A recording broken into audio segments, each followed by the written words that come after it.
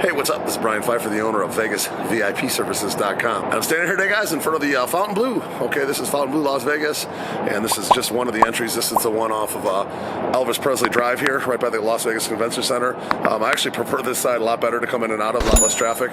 There is one off Las Vegas Boulevard to get in and out of this place, and it's a little bit more congested. Sometimes really hard to get out of there, actually. So if you guys are coming here and driving or getting dropped off, probably take the one off Elvis Presley Drive to come into this place. This video is going to be all about the bottle service over at Liv Nightclub, okay? And I'll talk a little bit about the place and what's going on with it right now in the summer of 2025. This place is did a fresh remodel to, it's only been open 2 years. This is the second year now.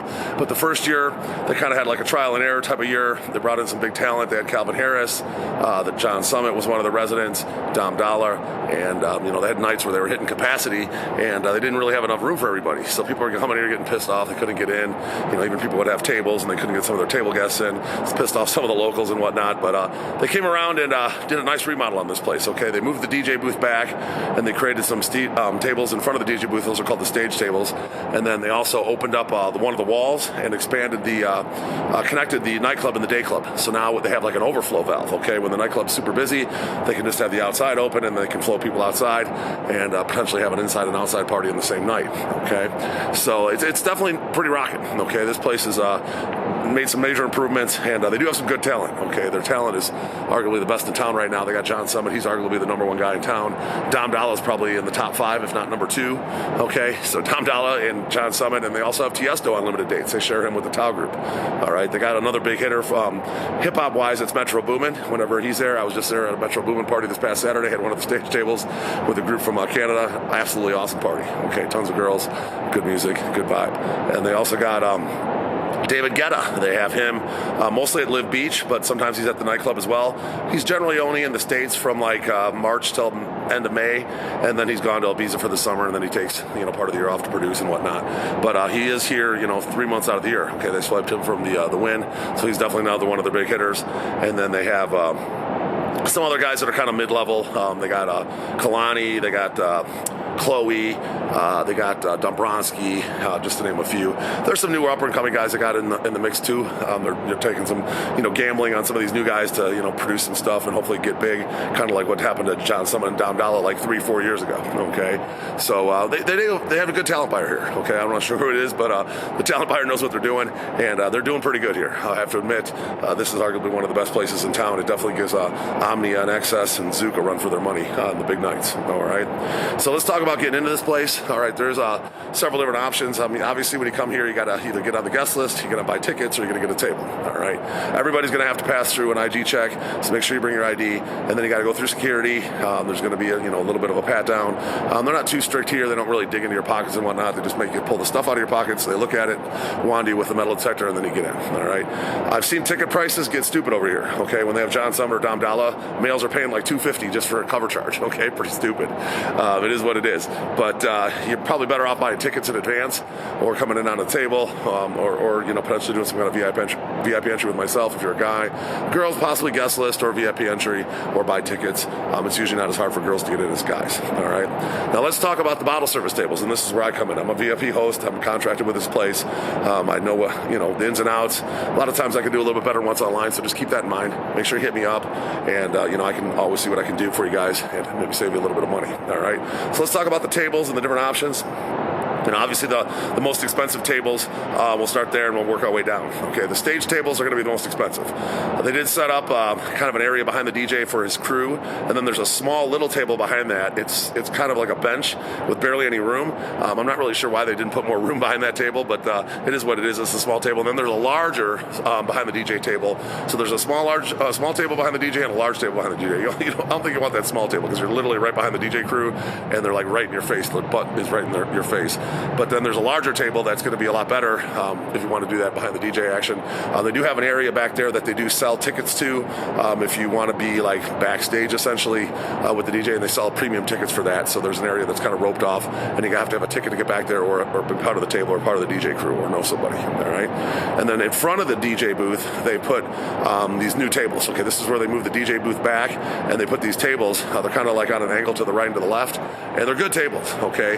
What I like about those tables tables is, number one, they kind of only let a lot of girls up in that area in front of the DJ. They kind of treat it like a VIP dance floor, if you will, and the girls are only kind of allowed to go up there. There's a few guys in there mixed in, but not many, and then there's mostly girls up there. So when you actually have a dance floor table or a stage table, you actually have a dance floor in front of you that's mostly women, which is super rare in Las Vegas. Okay, usually the dance floor is not a lot of women in front of you in Las Vegas. And the tables are great. They're just like a bench seat. They're not like a U booth. There are a couple corner ones that are a little bit roomier. But like this past Saturday, I had a bigger group of guys, and they combined two of the tables and gave us like tables 7 and 8 on the map there. And those tables were actually really good. Okay, we had plenty of room to operate, kind of a roped off area between us and the dance floor, and we had bench to sit on and a couple tables side by side, and it was a lot of fun. Okay, great party. Guys had a blast. Night that they'll definitely remember, and I'll remember as well. Enjoyed it. All right, and then you got your dance floor tables. Those are going to be the ones around the main dance floor. Okay, several good tables there. There's some that you could kind of combine and make bigger ones if you had a big group. You can combine two of those, but those are good tables as well. Usually the biggest spenders are going to be on the right or the left side, closest to the DJ. Those are nice big tables, kind of like a half of kind of like an L booth, if you will. That's kind of a curve, but it's a good booth. Those are good tables. And then there's ones all the way down, and then behind at the very end of the dance floor, straight out from the DJ is going to be your center dance floor tables. Okay, the center dance floor tables are not as big as the regular dance floor tables because you're just like a bench sort of and a table, but that area is kind of cool.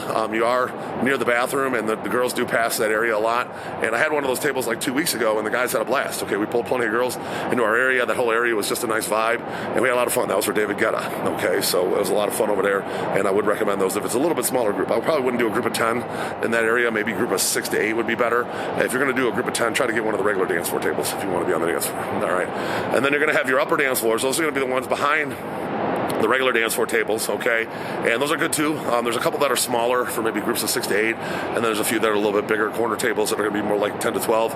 But you do have a nice area around the table to kind of stand, and they do kind of rope that area off and only let people in that have tables and wristbands into that area. So you do have a little bit of room to move and operate in those areas. Those are fun tables. I've had them many, many times.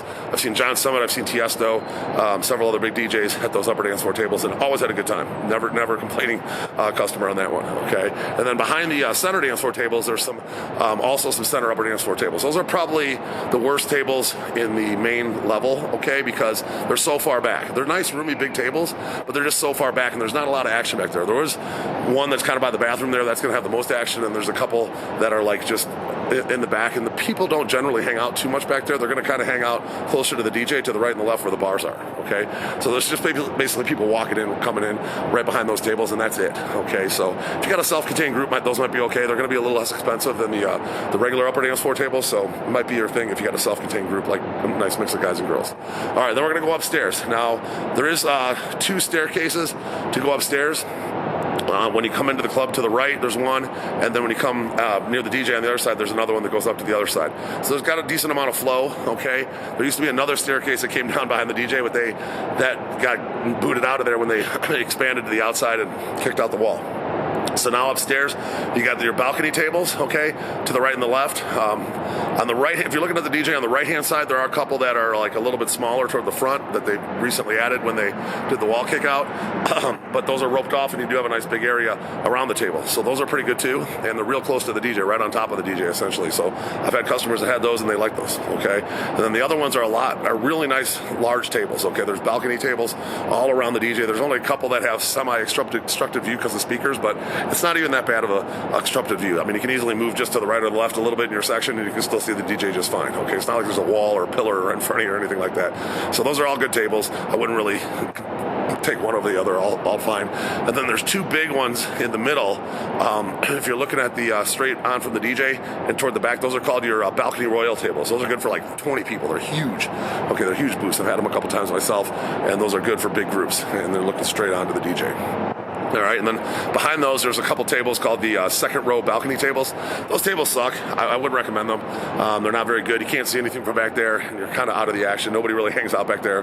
There's a bar to the right and the left upstairs as well, and those people hang out by the bar just like they do downstairs, and nobody hangs out in the back area. They're terrible tables. If you can only afford that, it is what it is, but I probably wouldn't recommend it. I'd say just go without a table, honestly. And then they do seat sometimes some tables out on the pool deck. Okay, those are called the Terrace Tables. They do seat beat those for like 1K minimums. If you just want a place to rest your feet, have a couple drinks throughout the night, and then go inside to see the main DJ, the outside tables might work for you. I haven't actually booked one of those outside tables yet. I generally try to get my customers inside on at least the balcony at the very lowest tier. But they might work for a 1K minimum on like a John Summit night or a Dom Donald night if you just want to get a group in and you want to have a couple drinks before the main act goes on, and then you plan on going down to the dance floor for the main act or something like that might work. Okay. So that's all the tables in Liv Nightclub, and we do offer this place with a lot of packages. We offer, nightclubs, obviously with strip clubs, dinner packages. We could combine this with like a Top Golf, an Atomic Golf. There's different options for you guys. We work with every single strip club in town. I think there's like 16 of them on our roster, and people sometimes like to go ATV during the day. They like to go shooting. We do whole weekend packages. We just book a bunch of stuff at Exotis Racing, go-karts, etc. So we're here to help. If you guys have any questions, make sure you hit me up on my cell phone. It's 773-459-8133. I'm a very experienced party planner, 25 years in the business, and I'm looking forward to helping you guys out. My name is Brian Pfeiffer, and I'm signing out here from Liv Nightclub at the Fontainebleau, Las Vegas. Make sure you like this video, do subscribe to this channel for more, and bang that notifications bell. I'm Brian Pfeiffer, and I'm looking forward to working with you out here in Las Vegas. Let's talk soon. Goodbye.